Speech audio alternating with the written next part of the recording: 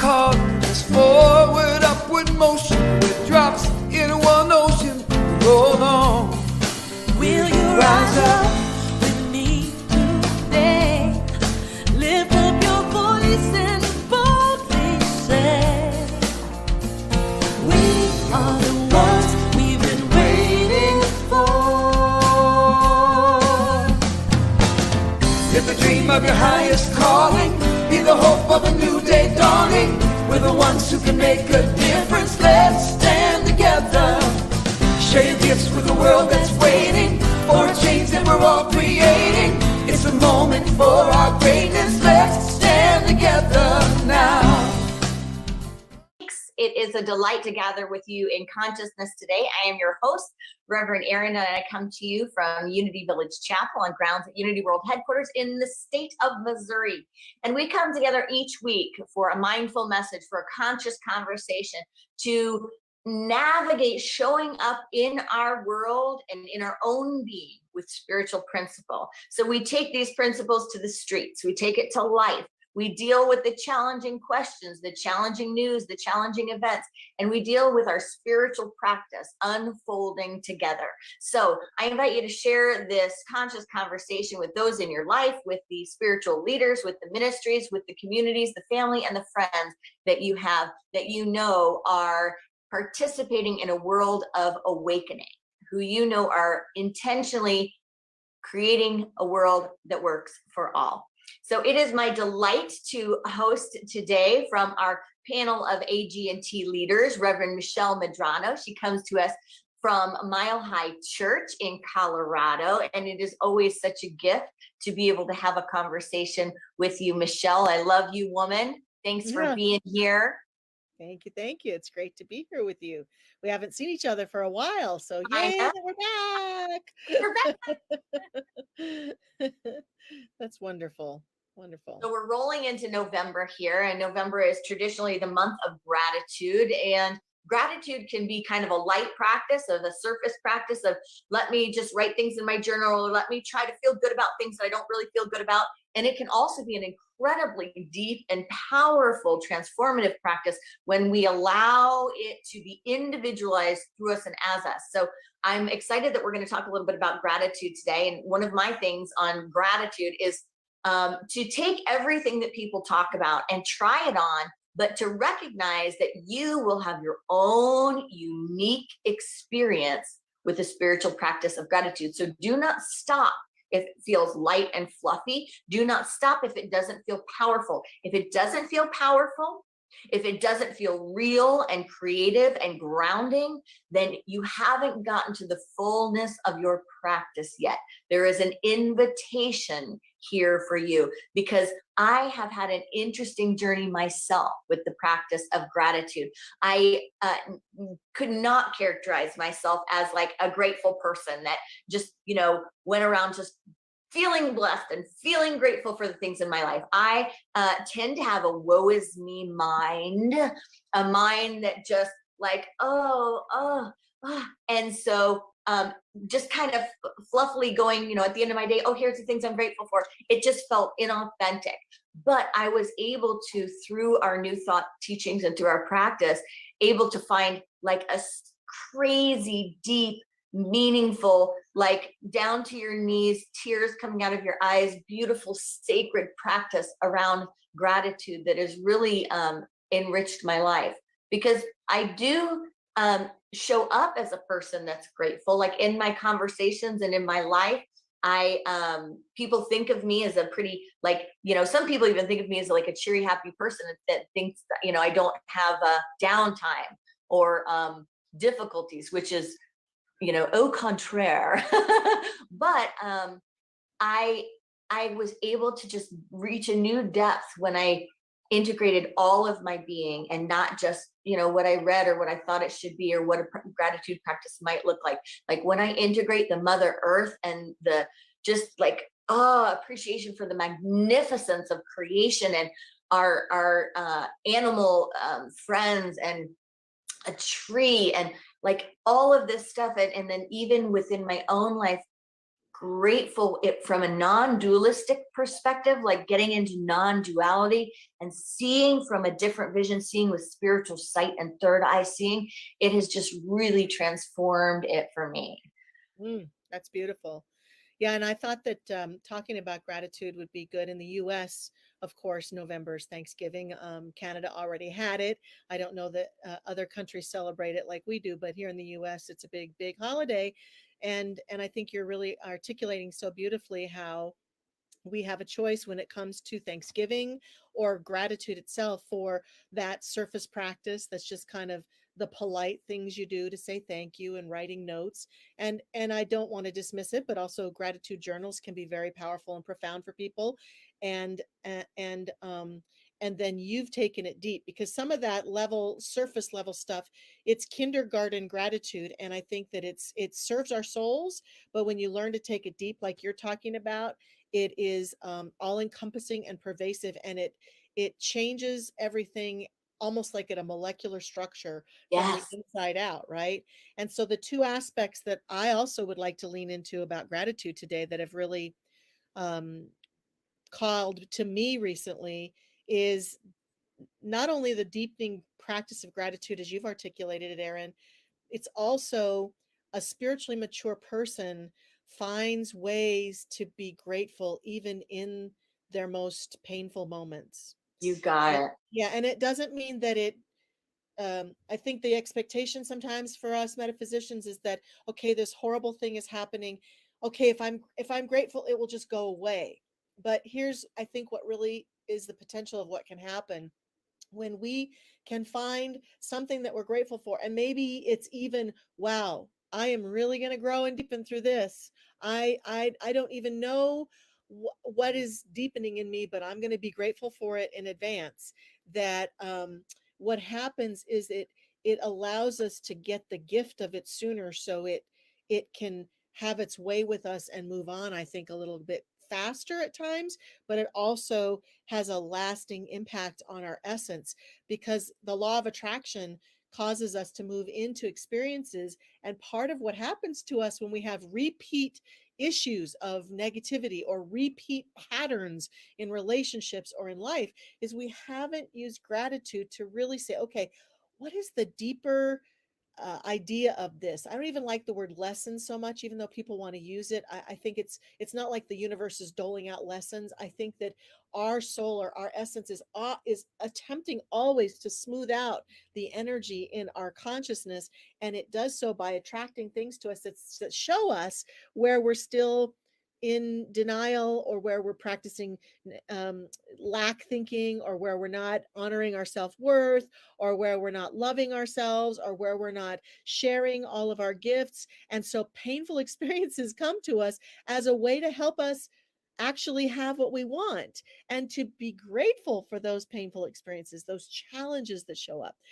If I want a deeper relationship with the divine, for me personally, I've experienced a lot of death in the last 14 months.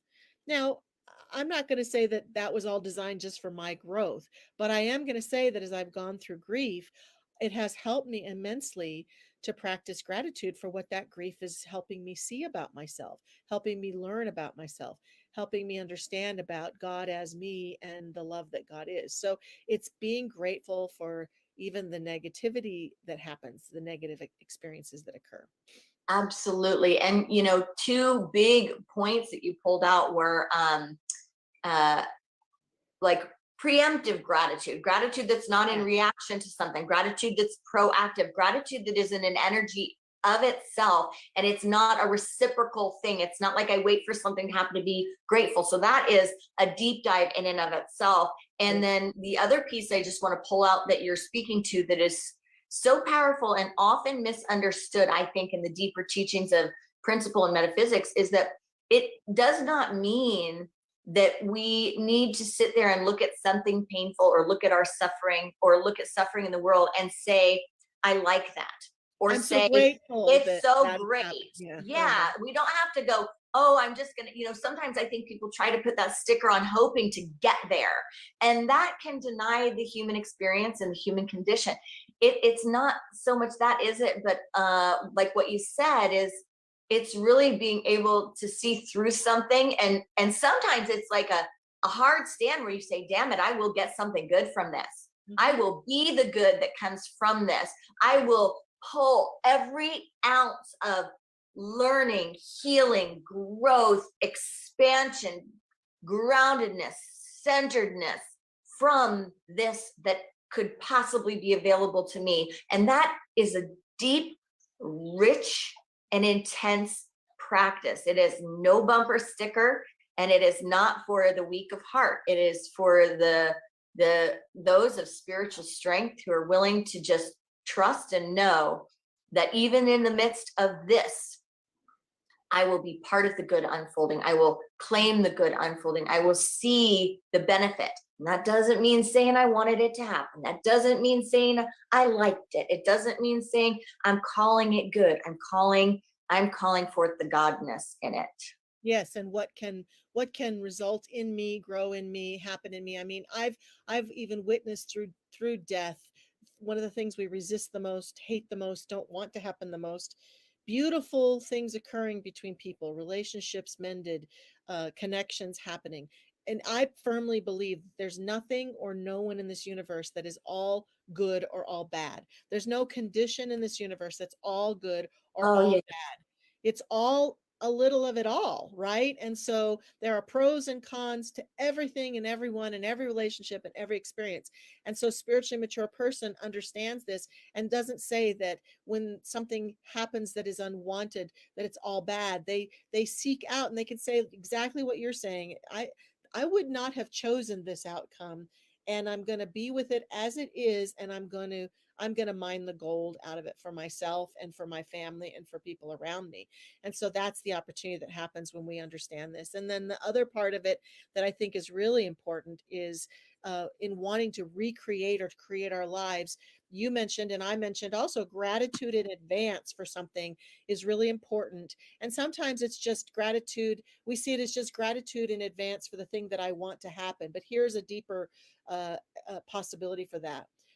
If I am, for example, if I am wanting to create a new job or a career, what I will often instruct people to do or encourage people to do is to feel the qualities that will be present in them as they are in this new career or job.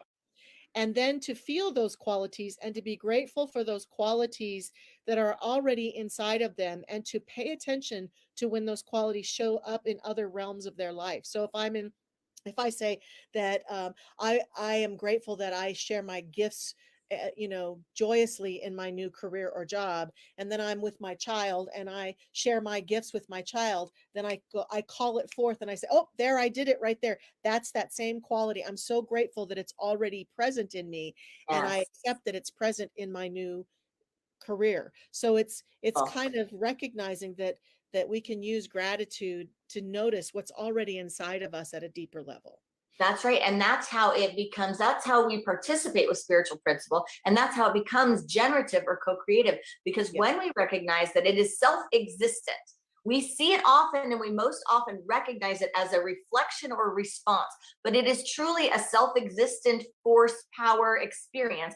And when we do that, we step into the law of mind action, in that our experience of it is magnetic and dynamic and alive. And a lot of times people don't know the research behind brain studies, and knowing that, to close your eyes and experience something, to really get in touch with the feeling, the mind doesn't know as much of the difference between something really happening or the experience of something. That's why your cortisol level can rise when you're in a movie. That's why if you close your eyes and imagine yourself exercising on the couch, you do receive some benefits. Your mind, like the difference between watching it, being immersed in it on a cellular level versus physically, is not as far apart as people think. People think that, one doesn't make a difference, but in fact, it does generate. And when you start looking into those studies, and when you start seeing that power,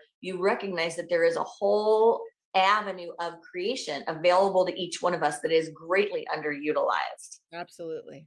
Absolutely. Wonderful. We have a question in the Q&A, and I think that it's a question that I was going to ask you also when you were describing that deeper gratitude practice. I heard you saying that it was gratitude for the earth and a deepened under a gratitude for that, gratitude for the environment, gratitude for the animals and the trees and the flowers. Is there more to it that you could share with our listeners that might support them in deepening? Yeah. So I do, I have, when I want to kind of generate that feeling, I go directly to the things that it's most easy for me to see my gratitude around, right? But then I also have a practice when it's very challenging to see the gratitude there. And I just start breathing into, like, if I'm say I'm in pain, or say the love that I'm in hurts, right? It's like, I can recognize it hurts because I care.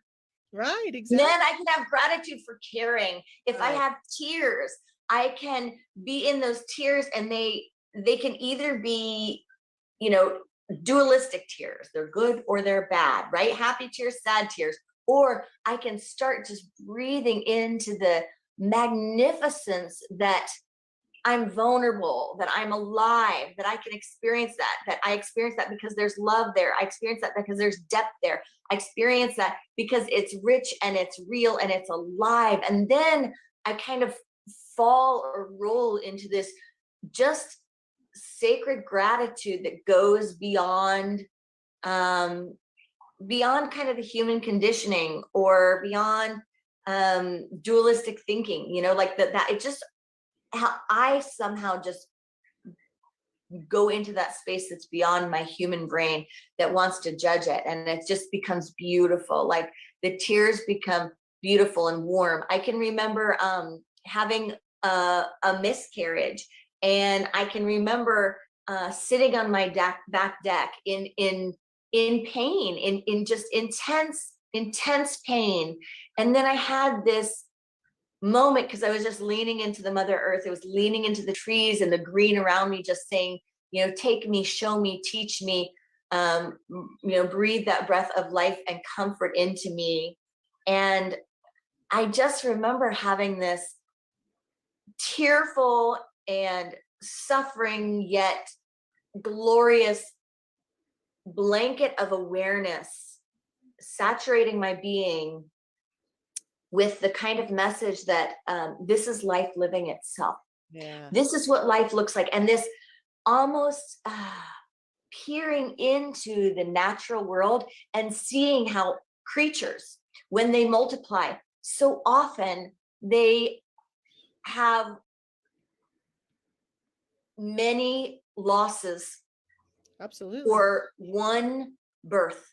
Yeah. Like that's how animals are, that's how ants are. And I got in touch with like the mother energy, like almost like this universal carnal mother energy of like, I am like a deer who lost her fawn in the forest. I am like an animal that, so many of it, its creations got eaten up on the shore of a sea or whatever it is. And one came forth, and it just melted away from me.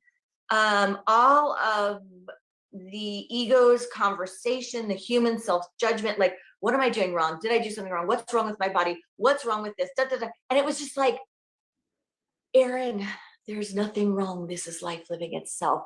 Welcome to the mothering force field of the universe. It takes strength. It takes endurance. This is what it is. You are in the process. You are in the field. You are us. And it was just like this. Yeah. Healing. It was this, and this initiation. It felt like an initiation, right? And that softened everything around it, so that I think I was invited into carrying that experience in a different way, carrying that experience in a beauty and gratitude, and not gratitude that it happened, not gratitude for the loss, not gratitude for all that, but full acceptance and reverence.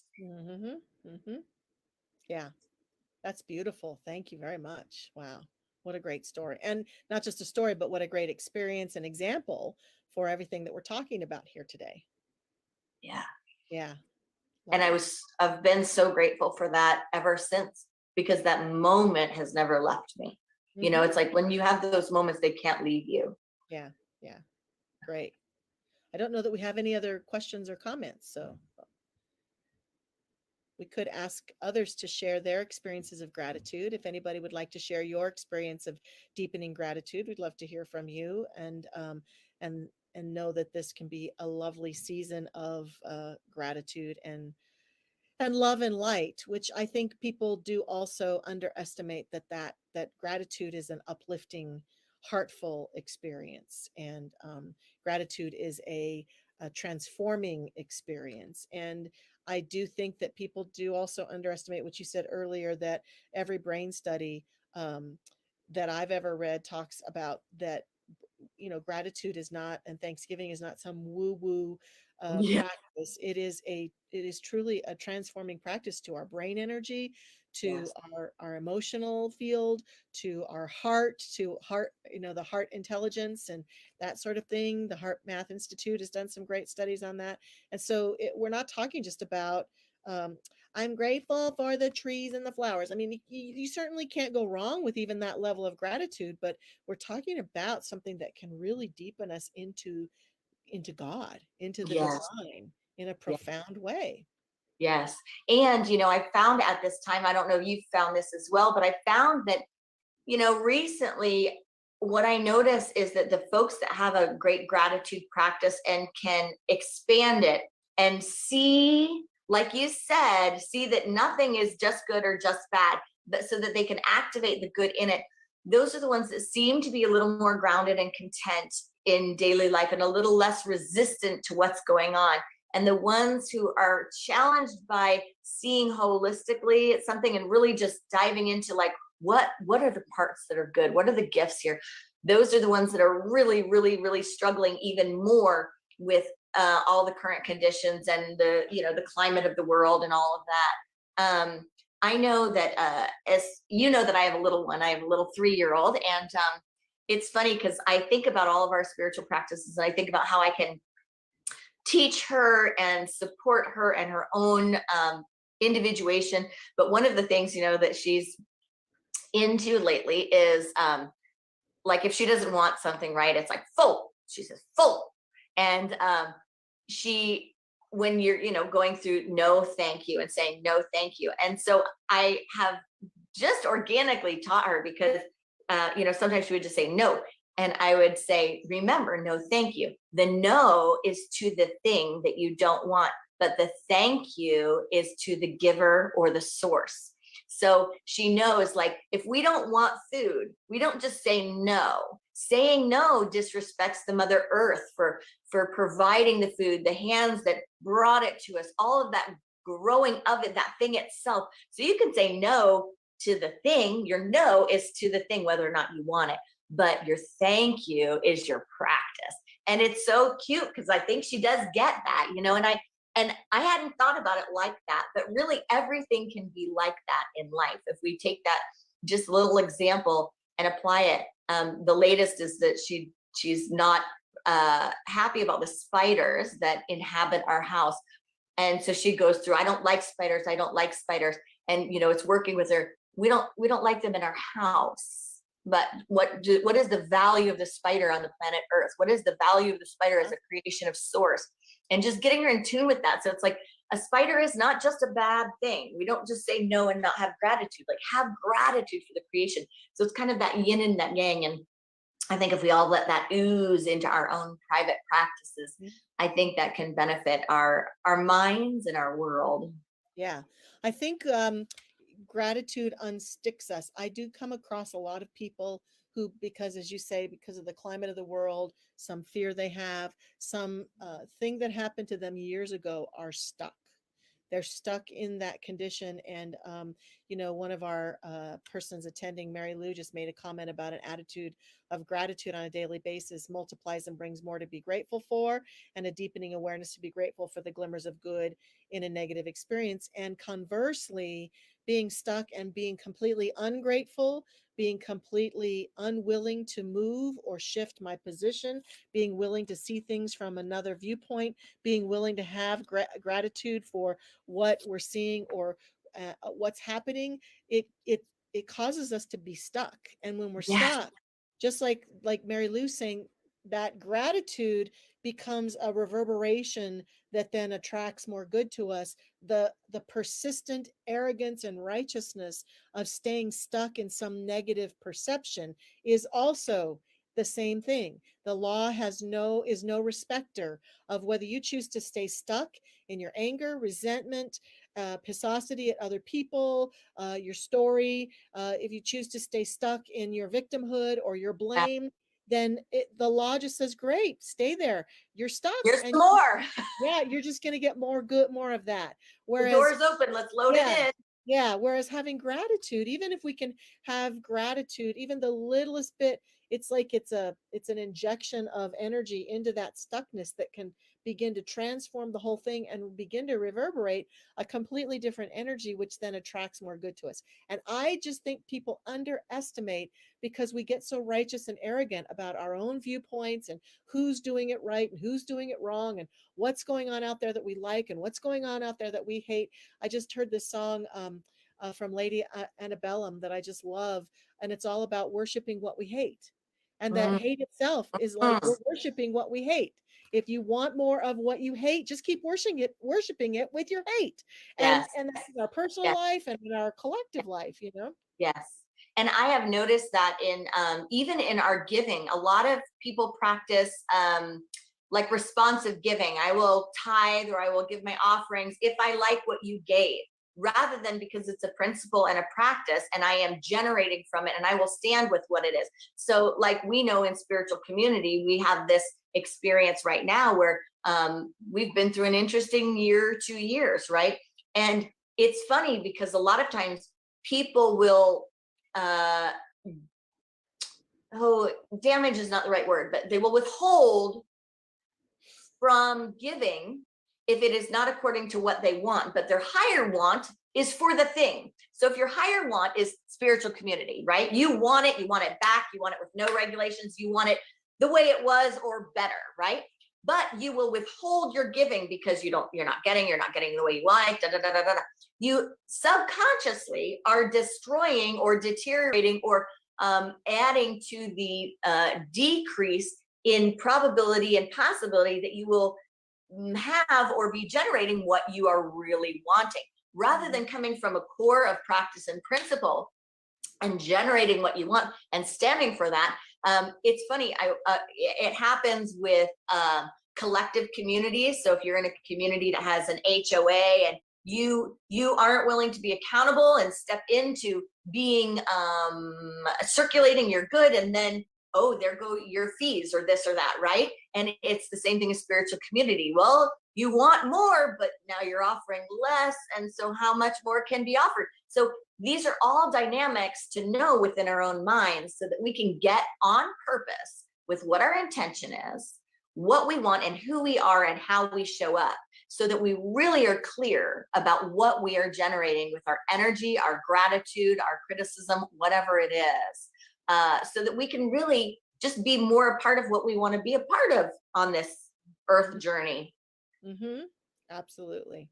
That's a wild and beautiful conversation. And for any of you that wonder about how gratitude can impact your relationships, your family connections with your children, your parents, your relatives, your work, it is immense. It is immense. So we invite you to dive into that practice and to start softening the lens and start seeing from the third eye or from a different perspective, so that you can start noticing what there is to be grateful for. Because a lot of times we crucify relationships or we crucify people thinking that they're not enough until they're in their freedom form and they've left the planet. And then the picture becomes very rosy and we begin to see what we love. We begin to see what we really valued. We begin to see what was right before our eyes, but still a breath away. So we take that deep breath together today. I want to thank you, Reverend Michelle, for this conscious conversation. Thank you for being here with me.